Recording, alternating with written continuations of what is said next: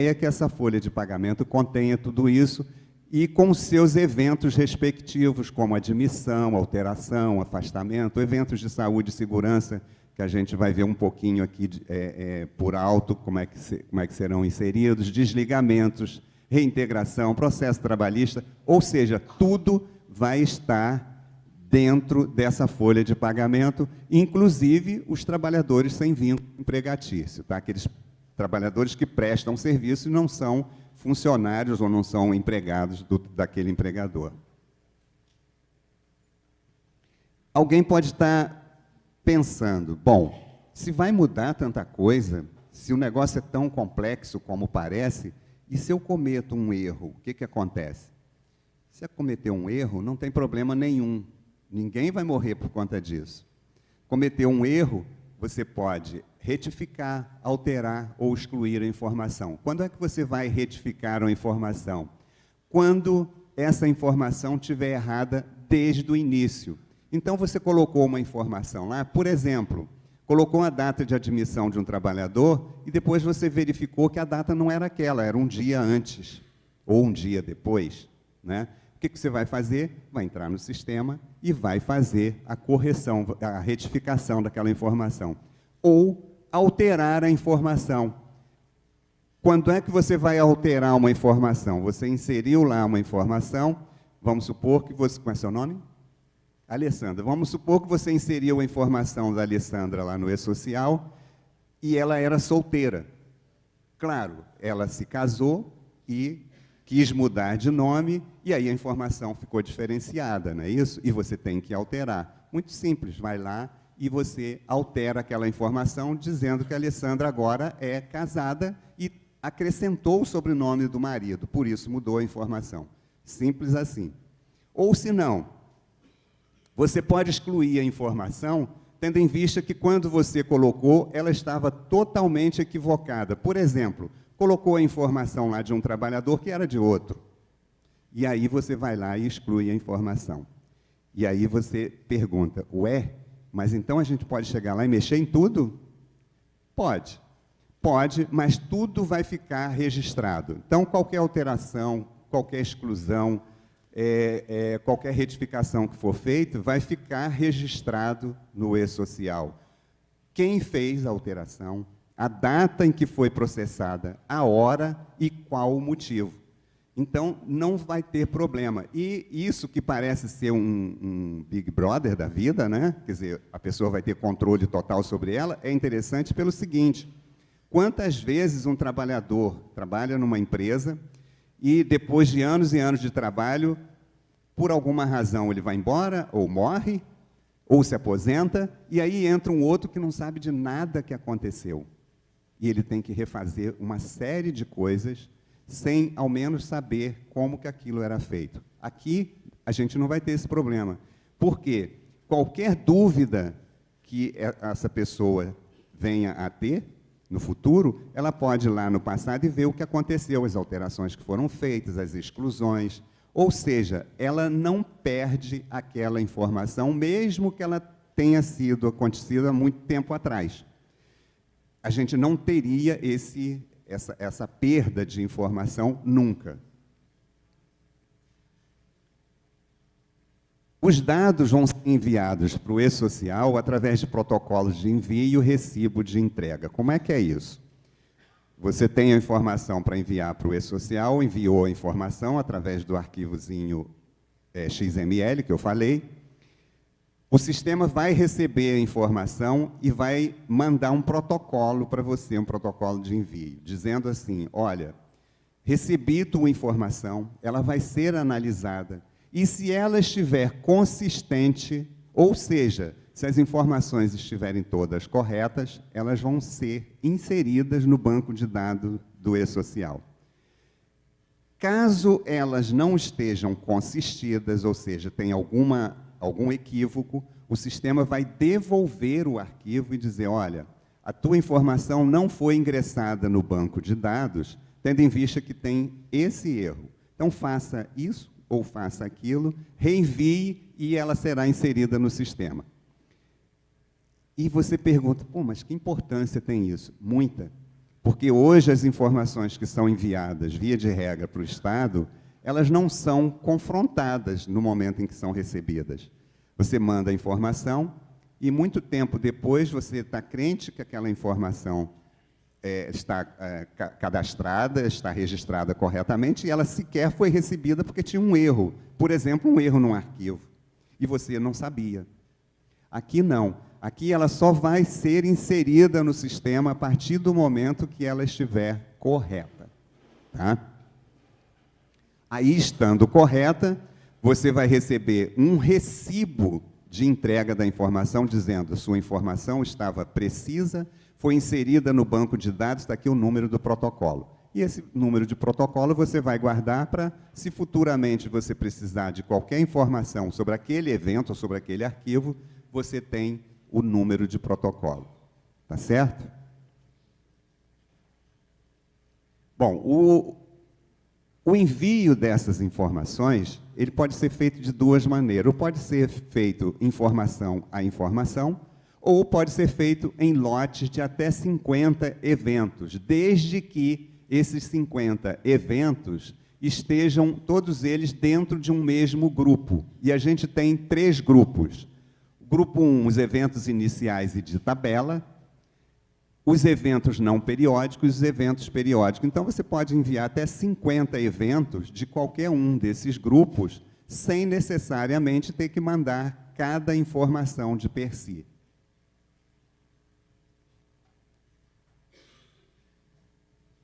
Eu já falei antes o que são os eventos não periódicos. São aqueles eventos que não têm data para ocorrer, e os eventos, eles não dependem de acontecimento, eles acontecem porque tem que acontecer, né?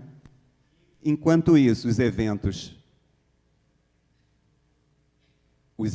periódicos são aqueles que acontecem com data marcada para acontecer. E aqui a gente tem um fluxograma de como essas informações vão ingressar no e-social. Reparem que cada evento desse ele tem um númerozinho. Eu não vou entrar aqui em detalhe desses numerozinhos, porque a gente vai ver eventos mais para frente com outro colega, tá? Mas só para vocês saberem, aqueles eventos todos que eu falei anteriormente, por exemplo, como o cadastramento do empregador, lá nas tabelas, tem o S1000, você tem aqui o cadastramento ou admissão de trabalhador, que é o S2200, todos esses eventos, eles têm um númerozinho de identidade, tá?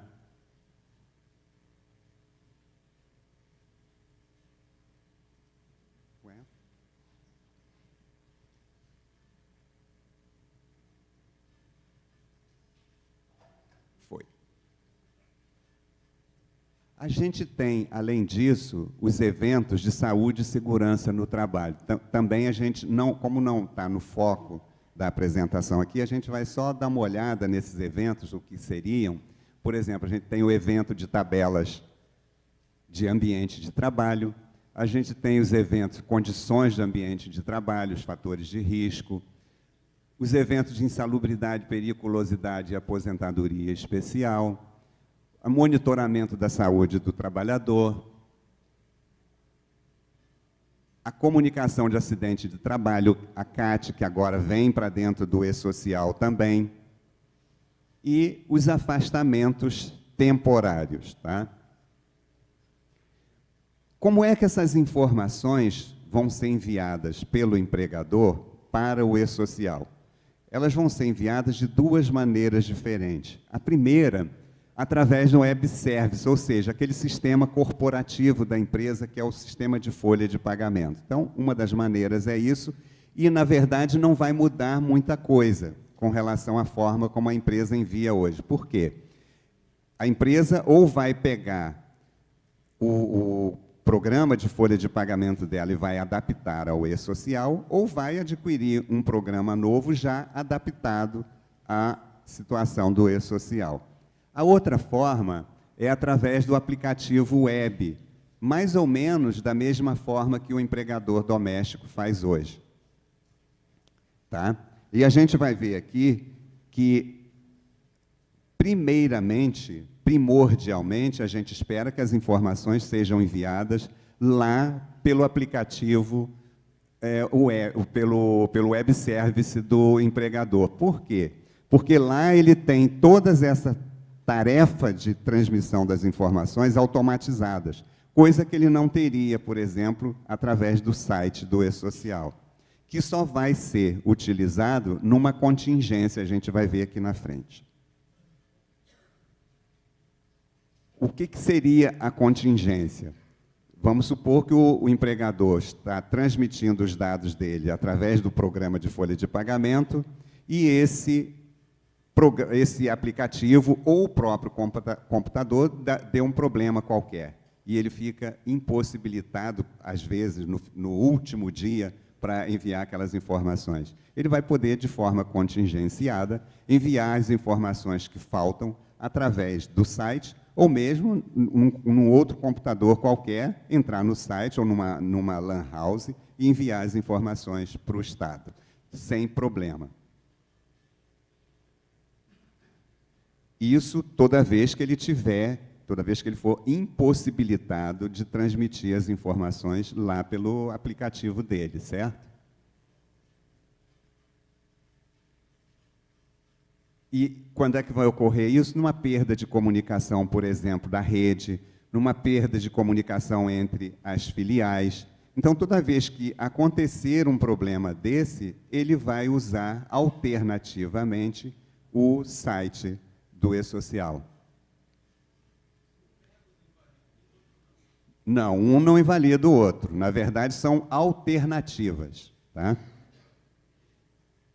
Eu disse que a forma com que o E-Social está encarando a empresa, ou as empresas de um modo geral, hoje os órgãos públicos, de uma forma diferenciada, ou seja, de uma forma global que se quer ver esses entes. E aí tem uma coisa que tem a ver com isso, porque o que acontece hoje? Quando o empregador admite um trabalhador, e ele tem vários estabelecimentos, ele vai admitir esse trabalhador onde ele vai prestar o serviço, correto? Então, se ele é admitido para trabalhar num estabelecimento 3 da empresa, ele vai ser admitido lá, vai ser registrado lá naquele estabelecimento. O E-Social, ele prega uma mudança com relação a isso. A partir do E-Social, todo trabalhador ele vai ser registrado num único CNPJ. Via de regra, o CNPJ raiz, ou, aliás, o CNPJ da matriz, ou um outro CNPJ que a matriz indicar. Mas ele vai ser, basicamente, registrado no CNPJ básico da empresa, ou seja, num mesmo lugar. E isso muda tudo com relação ao que a gente tem até hoje, porque hoje, quando o trabalhador é admitido, ele é registrado no estabelecimento onde ele presta serviço. Com essa mudança aqui, inclusive, a gente já sabe que vai haver uma mudança na portaria 41, que trata de registro de empregados, que diz que o trabalhador deve ser registrado no local onde ele estiver prestando serviço. Com isso, vai haver essa mudança. E nesse registro, ele tanto pode usar um registro manual ou um registro eletrônico das informações, e ele faz a opção nesse momento. Então, isso vai mudar, por exemplo, a forma como a empresa trabalha hoje, inclusive mexendo na legislação que tem. Aliás, falar em mexendo na legislação que tem é uma coisa interessante. É muito comum as pessoas dizerem e o E-Social vai mudar toda a legislação, vai cobrar um monte de coisa, vai mudar a vida de todo mundo, mudando tudo que a gente conhece. Na verdade, não é bem assim.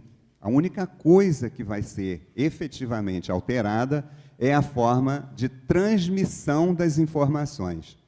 Tá? Por quê? A legislação, o E-Social simplesmente não toma conhecimento em termos de mudança. O E-Social apenas se adequa a essa legislação. Então, toda legislação que a gente tem hoje no mundo do trabalho, o E-Social já está adequado a ela. Inclusive, as últimas mudanças que ocorreram na legislação trabalhista, que começaram a vigorar a partir do dia 11 de novembro. Então, o E-Social, a única coisa que ele faz é se adequar à legislação vigente. Ele não muda a legislação continua a mesma. O E-Social não vai mudar a legislação porque ele vai mudar a forma de prestar as informações. Pelo contrário, ele vai usar essa legislação, vai ser aderente a essa legislação, apenas mudando a forma de apresentação das informações para o Estado. E aí uma coisa interessante, quando a gente fala que não vai haver mudanças, pelo menos é mudança em termos de legislação, vamos fazer um parênteses. A gente tem algumas dúvidas, alguns senões com relação ao E-Social e que é bom a gente falar um pouquinho, né? Quando a gente ouve falar hoje em mudanças, de qualquer mudança com relação ao Estado ou ao governo, como a gente se refere, a primeira coisa que vem à cabeça e estão querendo mudar alguma coisa para arrecadar mais, para dar mais trabalho, né? Para complicar a vida das pessoas. Na verdade, o E-Social não tem nada a ver com isso, tá? O que vai ser, o que se pretende com o E-Social? Primeiro, que o E-Social não é uma ferramenta de governo. Ele não está atrelado a nenhum governo que esteja aí, que esteve ou que venha a estar no futuro. É uma ferramenta de Estado, está acima do governo que tiver aí. E, diferente do que muita gente pensa, o E-Social ele não vem de cima para baixo. Não é uma coisa que se está tentando enfiar a goela abaixo das pessoas porque interessa para o governo. Não é isso. É uma ferramenta que vem sendo criada há quase 10 anos, à custa de bastante sacrifícios, bastante idas e vindas, caminhando para frente e, às vezes, dando um passo para trás para se adequar a algumas informações, mas é uma ferramenta que está sendo criada de baixo para cima. Como assim de baixo para cima? Porque, da mesma forma que a maioria dos empregadores, a maioria dos trabalhadores e a maioria de toda a sociedade não concorda com tudo isso que eu falei aqui em termos de inconsistências, de dificuldades, de negativas, muitas vezes, de se reconhecer a cidadania de um trabalhador, por exemplo, o E-Social está sendo construído por servidores públicos que também não estão satisfeitos com o que está aí.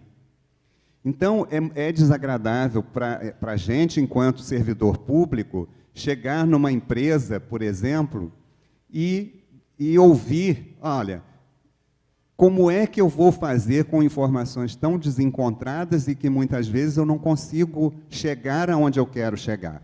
Então, a gente também fica constrangido com relação a isso. Também, nós, enquanto auditores fiscais do trabalho, quantas vezes chegamos numa empresa lá do interior, por exemplo, e a gente pede as informações e ouve o seguinte: "Ih, moço, passou uma enchente aqui e carregou tudo que tinha." E a gente sabe que ocorreu isso aqui, por exemplo, na região serrana. Que a gente sabe que a pessoa está falando a verdade, e ele não tem nenhuma daquelas informações. E nós também. Para a gente recuperar aquelas informações é uma dificuldade.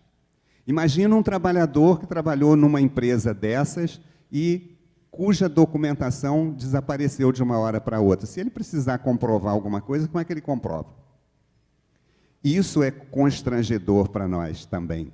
Então, por isso, essa ferramenta está sendo criada de baixo para cima, e não de cima para baixo, como muita gente pensa. Tá? Com a entrada em vigor do E-Social, o que a gente vai ter?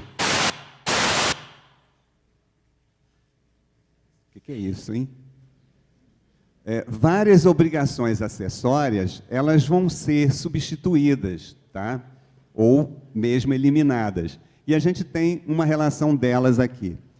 Deixa eu abrir um outro parênteses aqui, gente. Eu estou vendo que muita gente está fotografando, não tem problema nenhum fotografar, pode fotografar à vontade, tá? Mas essas apresentações que a gente vai fazer aqui, elas vão ficar disponíveis, de modo que quem quiser ter acesso a essas informações que estão sendo colocadas aqui, e que a gente sabe que não é fácil de se apreender uma quantidade tão grande de informações num curto espaço de tempo, essas apresentações vão ficar disponíveis, vocês vão poder requisitar essas informações, e aí a gente vai ver aqui durante o dia como é que vai poder ser feito isso. No final das apresentações, a gente vai deixar contato com telefone, com e-mail, ou seja, onde vocês vão poder tirar dúvidas também. Então, não se preocupem que se vocês precisarem e quiserem acessar uma dessas apresentações ou todas elas, vocês poderão fazer, tá? Então, essas obrigações acessórias, elas vão ser substituídas ou eliminadas num determinado momento, e a gente vai ver aqui mais para frente quando for passado o cronograma, tá? E todas essas que estão elencadas ali, elas vão ser substituídas ou eliminadas. Como é que vai acontecer essa substituição? A gente tem as empresas do primeiro grupo, que são aquelas que começaram agora no dia 8 de janeiro, e as empresas do segundo grupo, que são aquelas que vão começar no dia 8 de julho próximo. Então, por exemplo, no caso do CAGED, para as empresas do primeiro grupo, ou seja, de 8 de janeiro, o CAGED deixa de acontecer a partir de 8 de maio, e do segundo grupo a partir de 8 de novembro. No caso da RAIS, que é anual, somente em 20 de março de 2020, que seria totalmente substituída a RAIS. As guias do seguro-desemprego, 1º de janeiro de 2019, o livro de registro de empregados para o primeiro grupo, 8 de maio de 2018, e para o segundo grupo, 8 de novembro. E o quadro de horário também.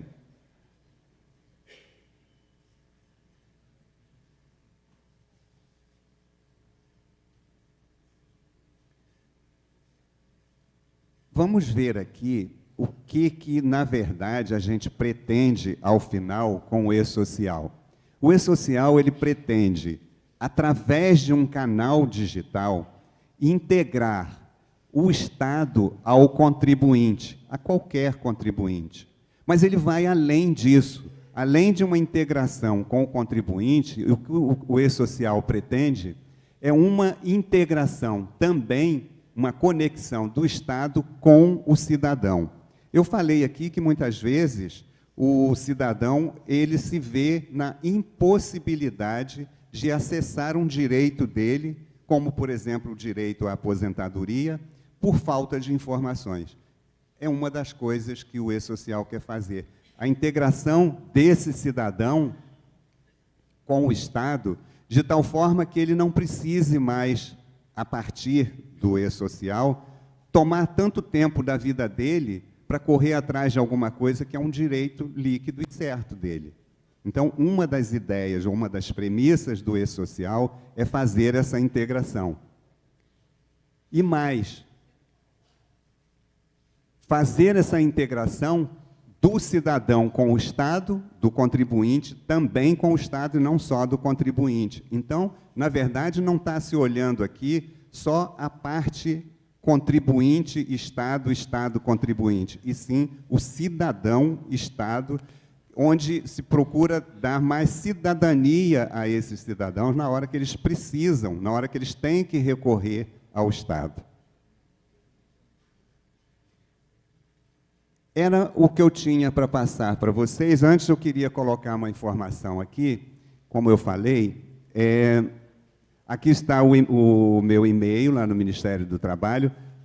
Quem tem, por exemplo, empregado doméstico, aqui tem uma coisa interessante. Nós temos lá um plantão todas as terças-feiras, de 9 às 13 horas, tanto para empregador doméstico, quanto para o trabalhador doméstico.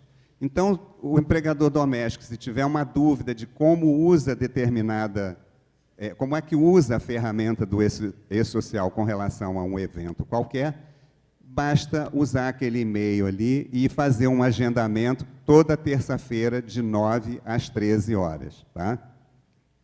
também tem esse telefone que, eventualmente, a gente vai atender, mas não é para usar ele sempre não, senão a gente está frito, né?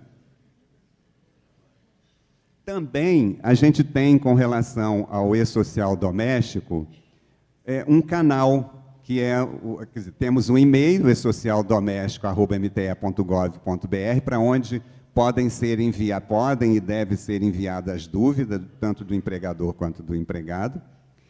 Temos um curso online no YouTube, que é da Escola Nacional da Inspeção do Trabalho, a ENIT, e tem aquele canal que está ali embaixo, onde tanto o empregador quanto o trabalhador podem assistir vídeos institucionais falando sobre uma série de assuntos dentro do e-social. Então, fiquem à vontade, se tiverem qualquer dúvida, em acessar essas ferramentas, porque elas foram criadas com o objetivo único de facilitar a vida das pessoas. Tá? Então, se vocês ouvirem, por exemplo, alguém dizer, olha, o e-social só traz problema, pelo amor de Deus, digo que também traz solução. Às vezes a gente não tem a solução no momento que a pessoa está querendo, né? Mas essa solução, com certeza, ela virá num segundo momento, quando for o caso, e a gente tem o máximo prazer em passar essa informação para os empregadores e trabalhadores de um modo geral. Agradeço a atenção de vocês, e agora a gente vai ter um intervalo, não é isso, Alex? Ah, o Renato. Então, agora o Renato vai entrar, o Renato é da Caixa Econômica Federal, ele vai passar aqui as informações sobre qualificação cadastral. Pois não.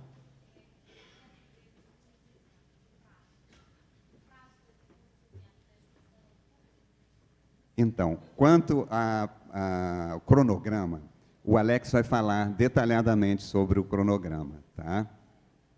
Qual outra pessoa?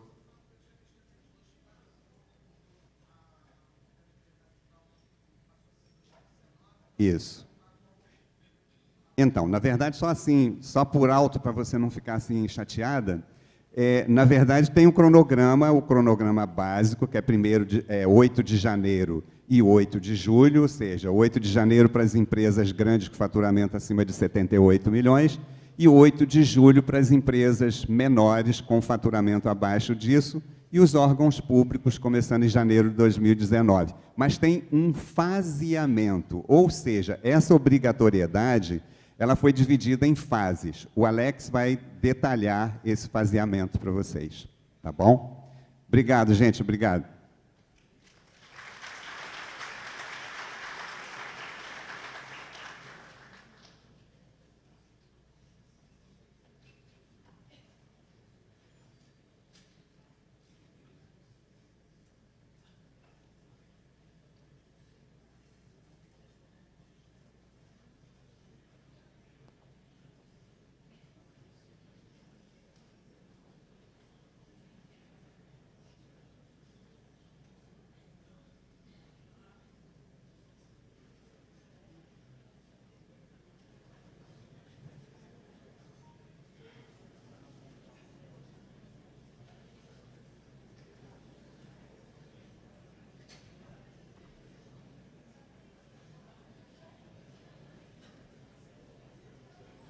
Bom dia.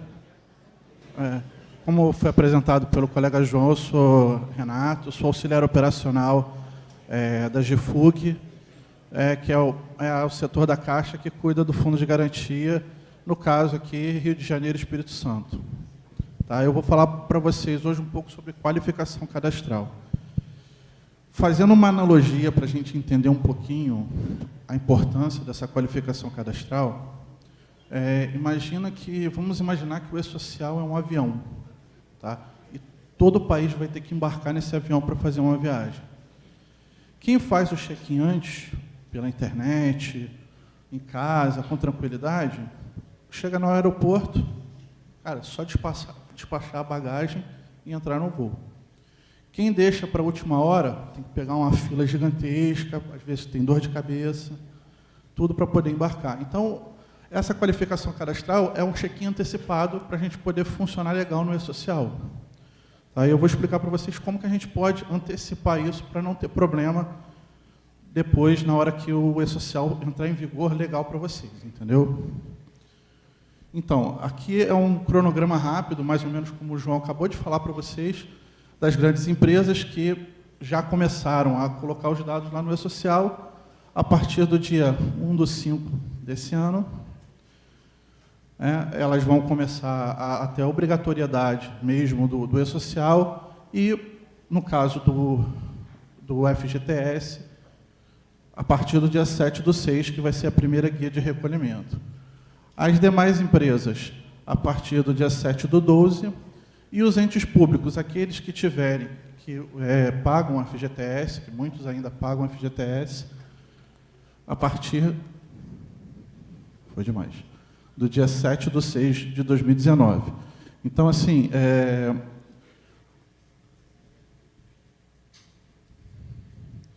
a qualificação cadastral em si. Existe um módulo dentro do site do e-social chamado qualificação cadastral. Vocês clicando nesse módulo, na telinha à esquerda, tem lá consulta a qualificação cadastral. Abre essa telinha aqui, com duas opções de qualificação cadastral.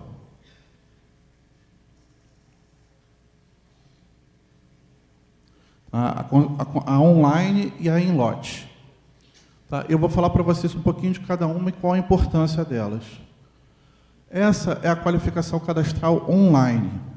Ela pode ser feita até 10 funcionários de cada vez. Tá? Vocês colocam os dados dos funcionários ali e mandam adicionar. Vocês podem fazer isso até 10 vezes e depois consultar. Vocês vão ter uma resposta mais ou menos parecida com essa, só que numa outra formatação, mas dizendo para vocês qual é o problema ou se não tem problema. Se o cadastro do funcionário estiver ok, vai vir uma resposta dizendo que o cadastro do funcionário está ok, está consistido, sem problema. Se o cadastro tiver algum problema, na resposta vai vir dizendo para vocês qual é o problema e o que fazer para solucionar. Então, vai vir lá, por exemplo, o número do CPF informado é diferente do existente ou não consta no cadastro da Caixa. Então, vocês já sabem que aquele funcionário ou não tem o cadastro do CPF no cadastro NIS dele, ou ele está com algum erro de digitação. E aí sempre vai aparecer também aquela telinha ali. Verifique os dados digitados ou acesse o cadastro NIS empresa. Porque, de praxe, vai ter sempre aquela resposta ali, porque muitas vezes pode ter sido digitado alguma coisa errada, na hora de digitar o nome, comeu uma letra, na hora de digitar o CPF, comeu um número. Tá? Então, assim, vai estar sempre dizendo o que fazer. Ontem mesmo, na hora que a gente teve uma reunião para acertar as arestas, eu estava refazendo algumas telas da apresentação, eu entrei lá no e-social para ficar brincando um pouquinho, coloquei os meus dados para ver se estava tudo consistido, aí coloquei dado errado para ver o que aparecia. Então, o que acontece? Eu coloquei a minha data de nascimento errada. Qual foi a resposta que ele me deu? Ele falou assim, no cadastro da Caixa, data de nascimento não consta. No cadastro do CPF, data de nascimento errado. Então, ele me deu duas soluções. Ele me mandou procurar o cadastro NIS empresa, para poder acertar no cadastro da Caixa, e me mandou procurar Correios, Banco do Brasil ou Caixa para acertar no CPF. Certo? Então, sempre que vocês jogarem os dados ali, o sistema vai te devolver a resposta dizendo qual é o problema e vai também te dar uma solução. O que você precisa fazer para solucionar aquele problema. E o que é o cadastro NIS empresa? Que é a solução quando o problema estiver no cadastro do PIS, ou do NIS, ou do NIT do funcionário.